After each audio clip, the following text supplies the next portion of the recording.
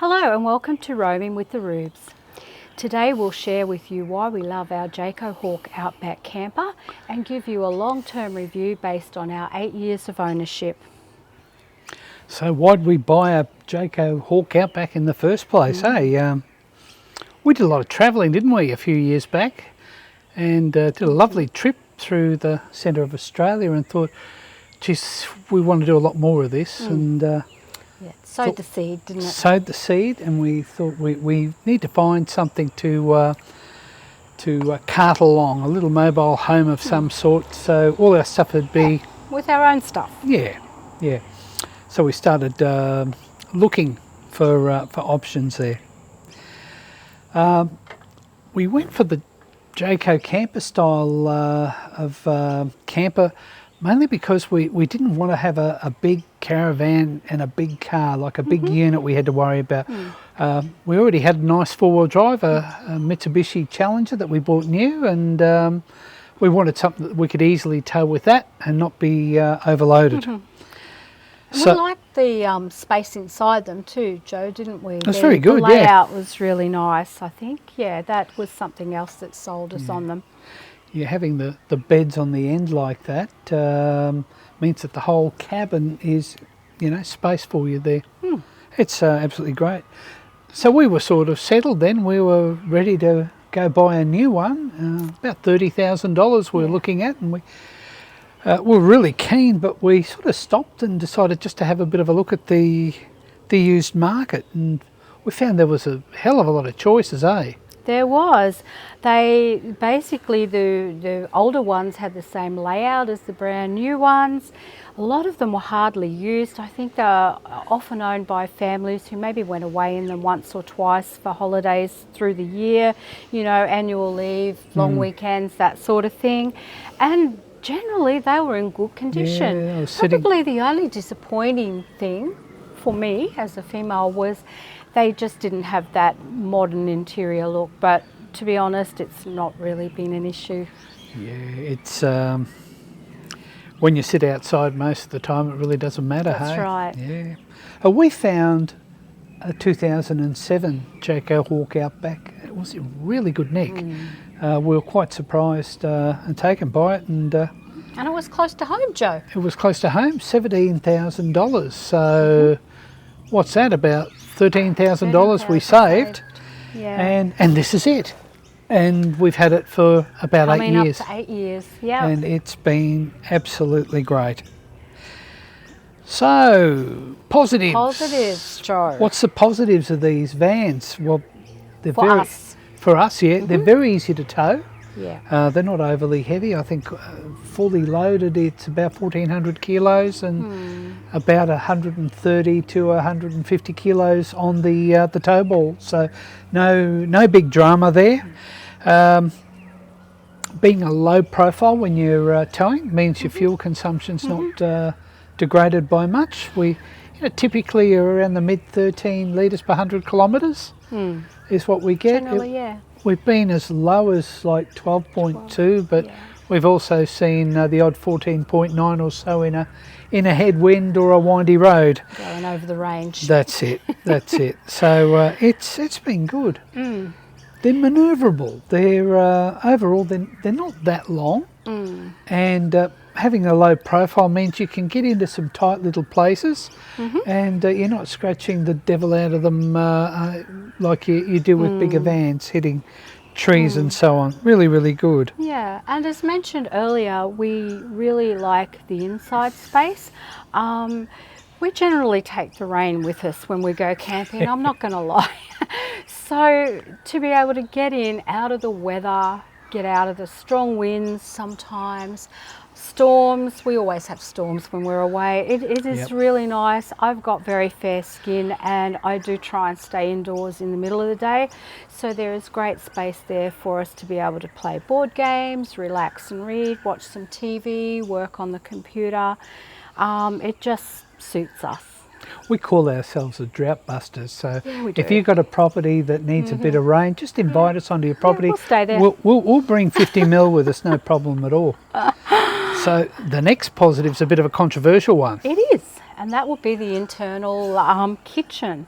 Now, a lot of people don't like internal kitchens in their caravans or their campers, but honestly, why? They build the things with a kitchen in them so that they can be used. And whilst we do love to cook outside, we find that the indoor kitchen is amazing. I just don't understand why more people don't make better use of them, to be truthful. Oh, Yeah. I was a bit curious about it, and I've asked people, why don't you cook inside? And the answer that I always get is, the smell. Yeah. Like, we've cooked curries, we've cooked bacon and eggs, Yeah. and all sorts of things. And there might be a hint of odour there the next day, Yeah. but quite honestly, in 2 or 3 days, it's all gone. Look, it's not even 2 or 3 days. It's probably by the day after the next, it's gone. That's it. And we use a little kettle on the gas ring on the stove. We don't have a toaster. We use the grill. The stuff's there. Just use it. Don't take extra clutter with you. I'm quite passionate about the internal kitchen, aren't I, Joe? It's the kitchen's just really good. And I think too, another benefit of it is when we go away, we would generally have the first day is a big travel day for us, maybe even the second and a couple of others through our trip, depending on where How far we're going. we want to be. So to be able to pull up, set up, if it's late in the day, sit outside and enjoy a nice bevy, and then you can go inside, cook something quick and relax. It's just easy, and less pack up the next day if you haven't got all your outdoor cooking set up. So I think it's a bonus. It's a great thing to have, hey? Yeah, we great love thing it. to have. You get up in the morning, you can make yourself a nice cup of tea and ease into the day Yeah, without having to go outside. and face the neighbours at 7 a.m. or whatever, when you're really not awake and don't want to even talk to your partner at that time of day. The next item's a bit controversial as well. It is. That's a 3-way fridge. Now, I love our Me too. three-way. No, 3-way. Getting a bit tongue-tied there. 3-way fridge. When we go away, the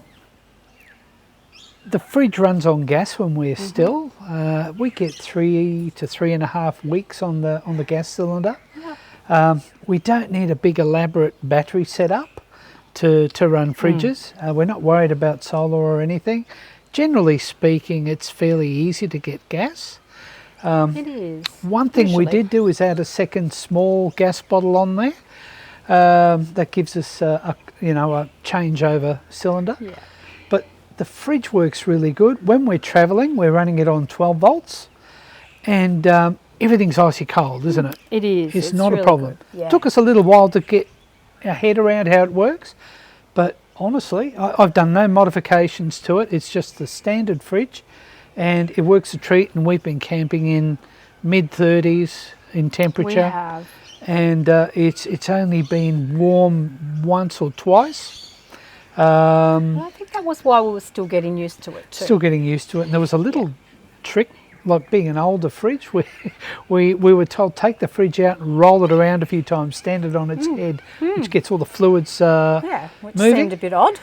But it's never missed a beat since we've done it, eh? Been No, really, really it's been good. Yeah. Now, the other thing is they're really good in wet weather, these campers. Hello. There's nature at work there. We've got a flock of corellas flying over. But viewers mightn't be able to hear them, Joe. Oh, yeah, they'll probably hear them. They'll hear the screeching. Anyway, nature at its best. They're good in wet weather. We have the bag awnings, and it's a nice big space inside. You're not It is. you're not sort of having to climb up on your bed or whatever. You can have a few people over. Yeah.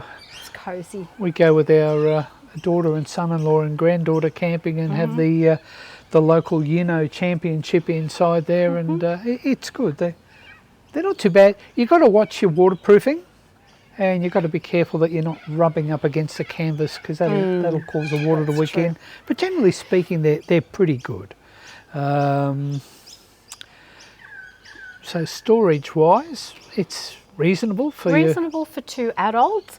I think it would be a different consideration for, say, a family of 4 or more. I do remember when we went away tent camping with children and all the stuff you have to take. So perhaps not a lot different, but yeah, I don't know. I think the pros definitely make up for the storage if you're a bigger family, I think. Yeah.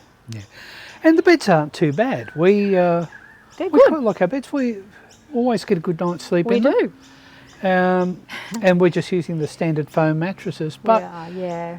but we did do a lot of camping, and when you camp in a tent, your bed expectations are usually fairly low. So we're very flexible with it, and think that the beds are great. Yeah, they're luxury Lots of compared room. to sleeping on a blow-up air bed that deflates through the night. Yeah. So, yeah. That's it. The campers are pretty easy to set up and pack down. A full setup like we've got here with the awnings up and the bed ends and everything like that, And the matting. and the mat on the floor, Yeah. and everything, is probably 30 to 40 minutes. 30 to 40 minutes, yeah. And everything's done. It's time to sit down and have a cold beer. So Yeah. it's quite good. And pack up is probably a little bit quicker, Oh, for I think. sure. Yeah, I think so Yeah. it's no big drama. I do the packing up and pulling down, and I'm still quite happy to do it. So yeah, I think that side of it's not really an issue. Yeah. One thing I think is really good in these campers is the ceiling or the roof. It's fully insulated, so on a hot day with the sun beating down, you don't have all that radiant heat pounding on you. Yeah. And if you've got the bag ends on, you've got an air gap there, and it's the same story. The bed ends aren't too bad. If you don't, you do get that radiant heat though. Definitely, yeah. Because sometimes if we do a quick overnight setup and it might still be mid-afternoon in a warm temperature, you can notice it on the bed ends, on the beds under the canvas if you haven't got That sort of heat coming on it. the flies The bag up, ends yeah. on. Look, we put the bag ends up unless it's just an overnight stay. If we're driving one day and we're going to stop for an overnighter, we won't Yeah. put it up just to give us an easy start in the Yeah. morning. But we do every other night. It's well worth it, and put it up properly so you've got the air gap there. Some people just drape them over the end.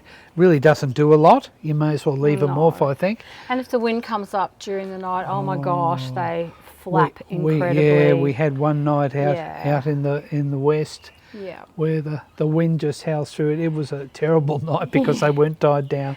Yeah. But it's really good. And I think, really the biggest positive is it's very, very adequate for our needs.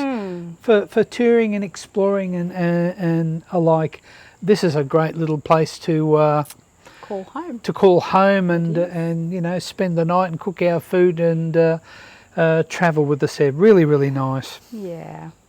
So, Lee, negatives. We don't have too many negatives, I have to say, but to be brutally honest, we find there's really nowhere to store clothes. And I don't know how other people go in their Jaycos.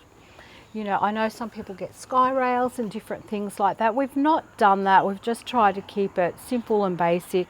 So we do have duffel bags that we keep our clothes in, and we just pop them up on the beds through the day and just put them on the settee at night time, and it's generally not too much drama. If we've got thick coats and things, well, they live in the car pretty much, and we've always done that, I guess, so we're kind of used to that. But yeah, probably a bigger issue with a bigger family. Yeah.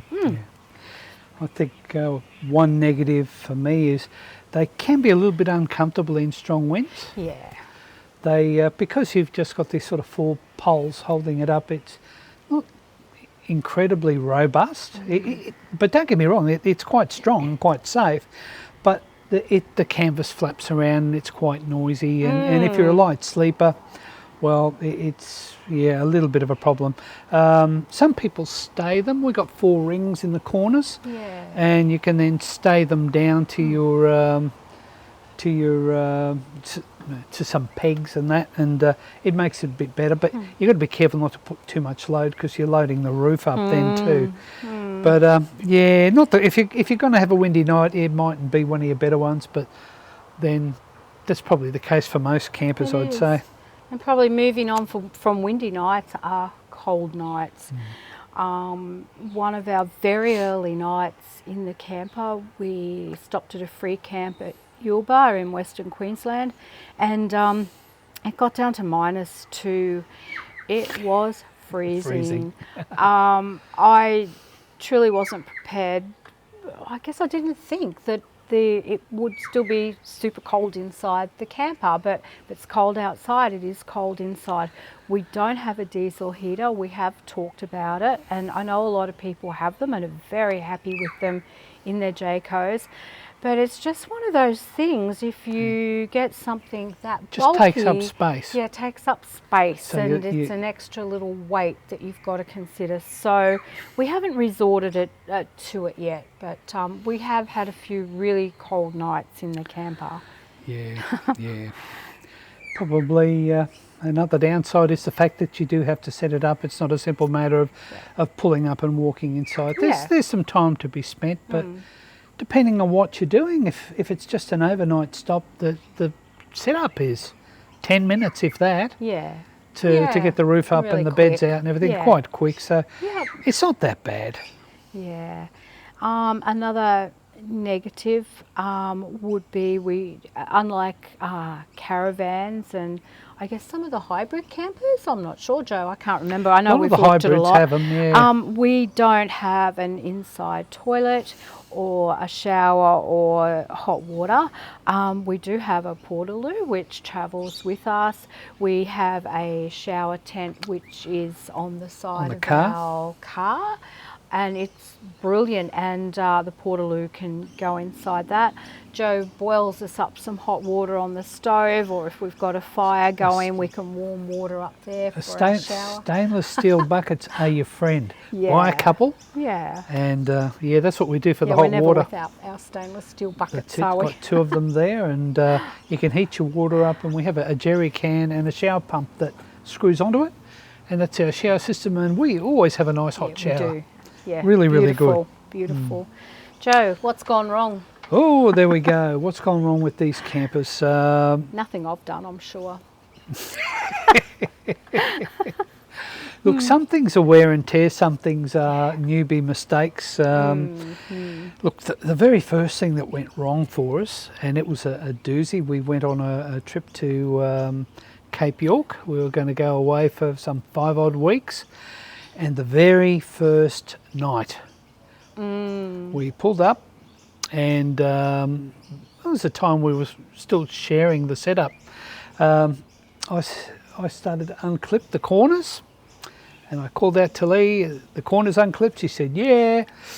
And I said, are you absolutely sure? She said, yeah. So I started to wind it up, and I'm thinking, it's getting a little bit tight. And as soon as Lee called out stop, we heard a bang, and this corner of the camper wouldn't go up anymore, so we'd broken a cable. Not good. Which was a bit of a pain in the bum, thinking we had that whole trip ahead. But fortunately, we've got some bracing poles that we use, just as a bit of security to support it. And we were travelling with some friends who were able to help me lift it up, and we fixed it at Kununurra, didn't we? Not Kununurra. Karumba. Karumba, yeah, one of those K words. Poor Joe spent a whole hot day or a good part of the day sort of fixing it. Rerouting the cable. Did it really well, But it got done. The systems are fairly simple in the van. So if you've got a little bit of mechanical now, so you can usually fix it up. So that was number 1. Yep. Second one, very next day, I had just changed the tap in the camper. We had this little low line hand pump sort of tap. Yep. And next thing, I'm standing there chatting with my mate. Lee comes out, Joe, the tap's broken. I said, no, it's a brand new tap. Well, it's broken. Yep, I broke the tap. Yeah, she broke the handle. So luckily, as I said, I just changed it and I still had the old one. So throw nothing out that works and cart it with you. Spare parts are your friend. So we got that sort of sorted.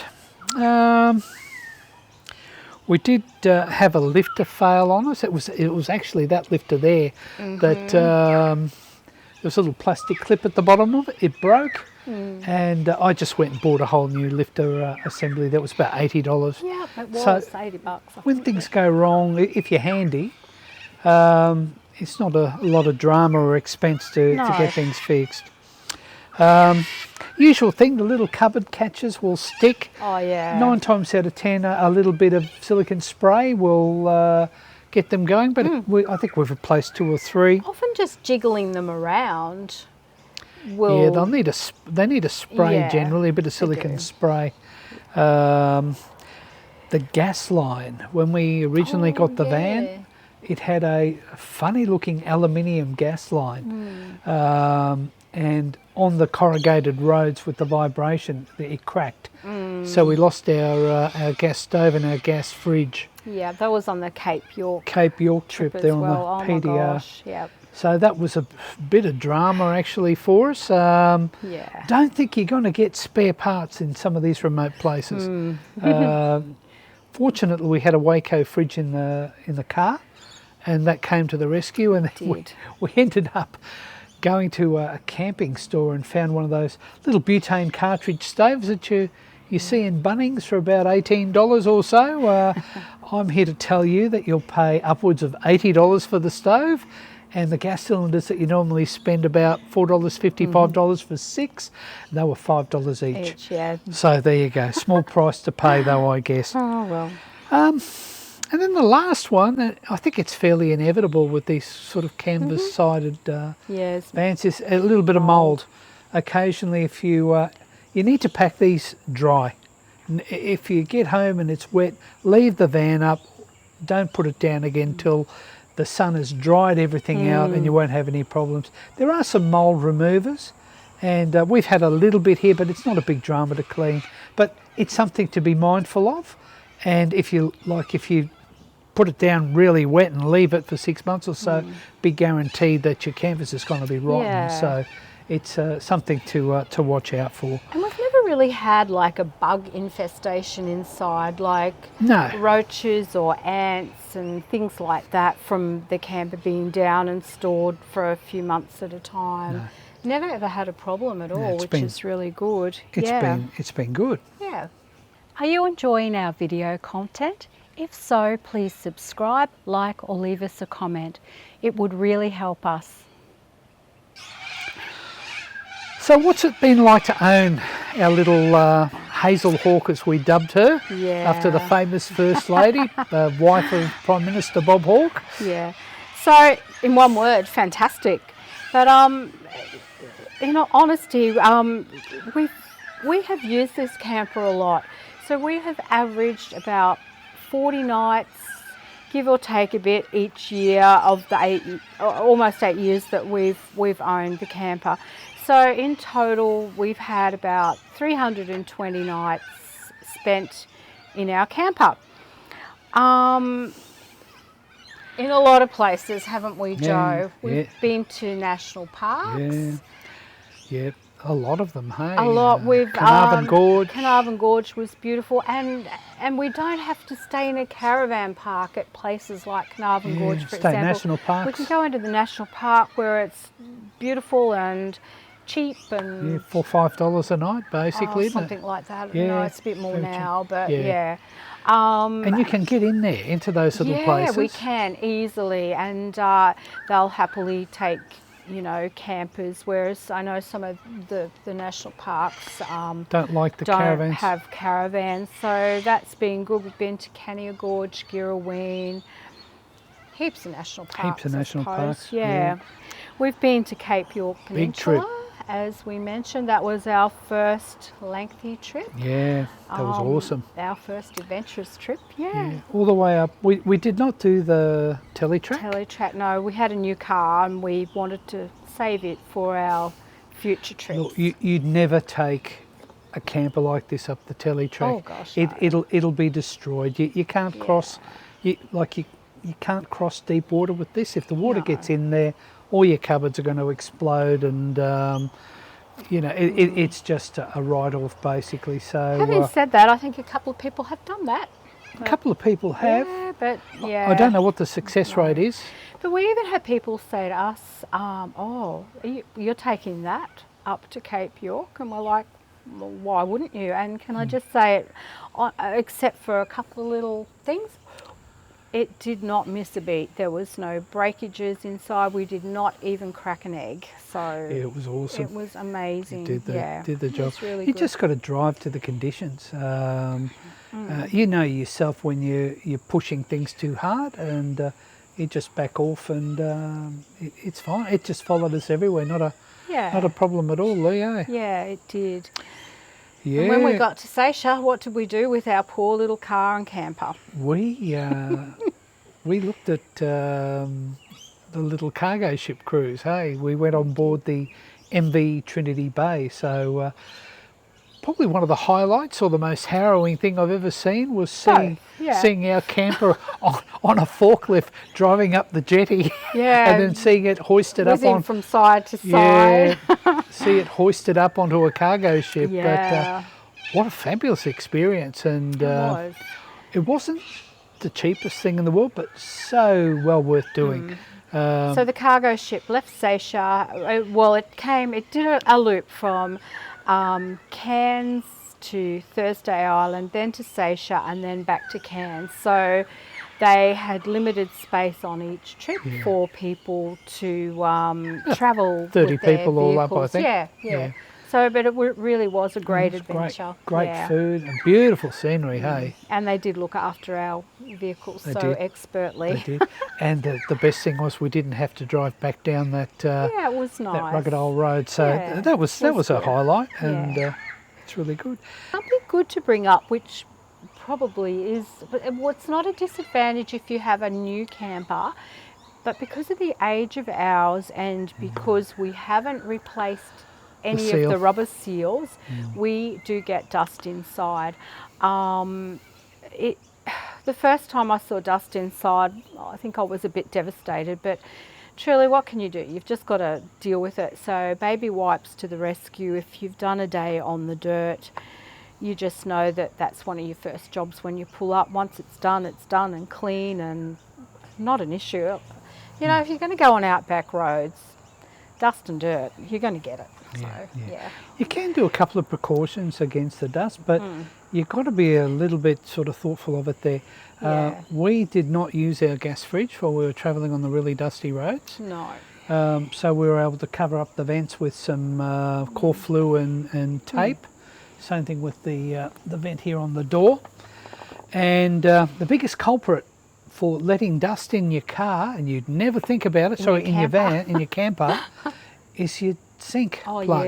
Yes. Because you've got a pipe pointing down, and you've got wind blowing across it, and it's a venturi, and all the dust just sucks up and fountains in your camper. So put your plug in, you'll minimise your dust.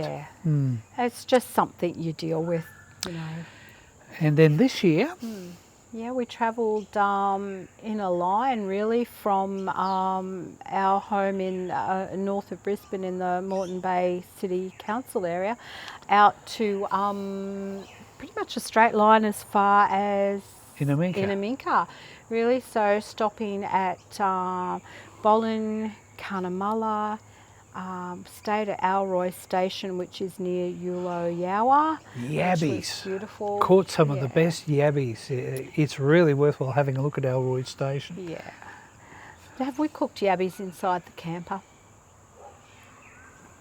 They don't smell anyway, do they, really? No, we didn't cook them though inside. I cooked them outside. Yeah, no, I just wondered. I'm just thinking about you could. people and their smells. Do it. Well, you're just boiling them unless you're going to throw them on a grill. Yeah. So. We went through Thargomindah and then the Dig Tree. Yeah, Joe's favourite place, Dig Tree Reserve. that is just magical, breathtaking. That place, the bird life, and just the starkness of the place, and the realisation of these poor bedraggled men. Walking all that way. It just amazes me. But that it's 14k of dirt way in there and back out. I reckon that's probably the It's the worst road. Yeah, 14 worse than the Ks PDR. of road we have ever done, but it was worth it. And once again, Hazel Hawk just followed Yeah. us along. Yeah, really she did well. very well. Yeah. She's been so reliable. It's been great. And then I think that visiting Burke's Grave was pretty poignant. Beautiful place again. Near Innamincka. Near yeah. Innamincka. Check that video out too. It's a stunningly beautiful place, and if you're going Really out is. there, it's well worth the trip. Yeah, You just got to go and do it. It's not that hard. You just got to make a decision, make sure you've got a reliable car in that, and get out there. It's so worth it. Yeah. So, in conclusion, Yeah. what did we think about this little camper? Look, We it's love like- it a bit. So. yeah, it's like anything. If you look after it, maintain it. Just the simple things like spraying the zippers with silicone spray and making sure your wheel bearings are changed every year after a big trip.